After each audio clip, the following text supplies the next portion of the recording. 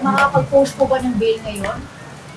Hanggang ngayon, hinihintay ko pa yung certificate of detention. No? 2 beses nang kinorek dahil may errors daw.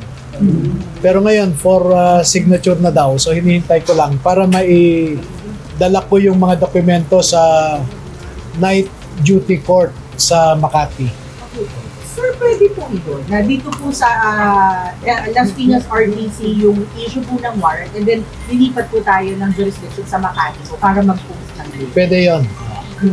Kasi medyo may kalituhan po kung pwede po ba yun sa rules of court. Oo, pwede yon. Halimbawa, nasa Davao ako, meron akong warrant of arrest na inisyo ng Las Piñas, pwede akong magpiyansa sa Davao. Pero attorney po, paano po yan? Kasi nasa po yung ating po mga ex-marines ngayon, kailangan pa po ba natin sila bit-bitin pa sa night duty na Makati RTC? Oo, para pumirma sila later ng kwan. So sasama sa inyo? Hindi ngayon, mauna muna ako. So i-process muna namin and then pagka ready for signature na ng judge, saka ipapatransport sila. Pero sir, from dito po sa Las Piñas, lilipat po tayo ng Makati or papamedical pa po? Tapos na yung Tapos medical. Na, opo, doon na po tayo diretso. Firma na lang po ang wala. Unusual ba yung certificate? Ipaprocess lang muna. Yung as certificate of detention, usual ba na hinihingi yan ng court before mag-bail out? Pagka mag-bail ka sa court na hindi nag-issue ng warrant, kailangan ng certificate of detention. Ito po, nag-issue ba, sir? O nag-issue kasi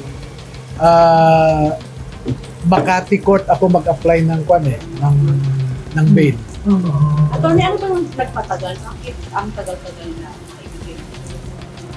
Yung una, yung ginawa nilang certificate of detention, yung offense daw nila ay theft. So sabi nila, baguhin namin kasi may mistake. Alin ho ang mistake dyan? Sabi ko, theft ko ho kasi ang nailagay namin. Sabi nila, ay hindi ho, ang mali dyan yung mga pangalan. Dapat pangalan ng congressmen and senators ang nandyan. Pero binabago ngayon. So yun lang yun. Doon po yan sa 10. Tagal, ilang oras na. Katulad din po dyan sa, bakit kami inabot ng alas 5 sa korte dito sa Las Piñas, Branch 202. Alam nyo po, hinanda na namin lahat ng dokumento na kailangan sa bail sa Caloocan, Muntinlupa, San Juan, at sa Las Piñas. Pare-parehong set of documents yan kasi base yan sa rules of court. Ngayon, document, dinala namin sa Caloocan, aprobado ka agad. 2 oras lang kami.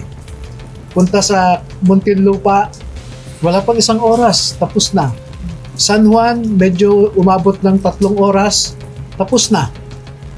Dito sa Las Piñas, 8:30 pa lang ng umaga, inabot kami ng alas 5, sinaraduhan pa kami ng korte.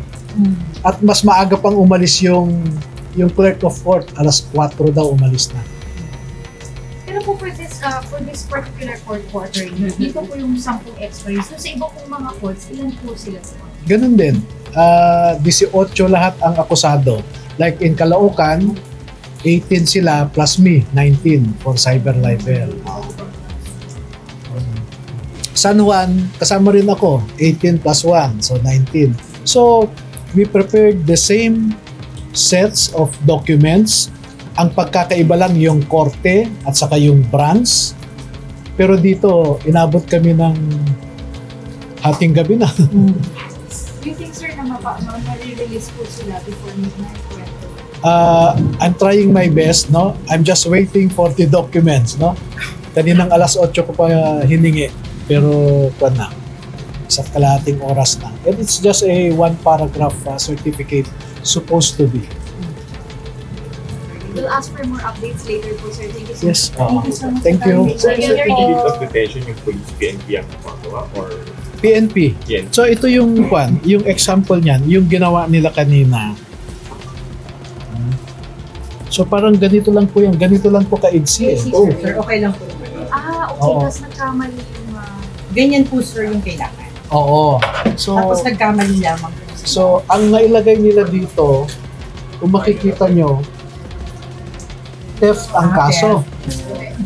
So, tinanong ko kung anong mali. Yung theft daw, sabi ko, hindi yan theft. Baka yung mga akusado ang paralan ng akusado ang Ano sir, nalito lang? Tingin Kasi, hindi, siguro sa pagod din nila, no? Sa dami po. Pagod na rin sa dami. So, mga kwan ito, innocent oversights.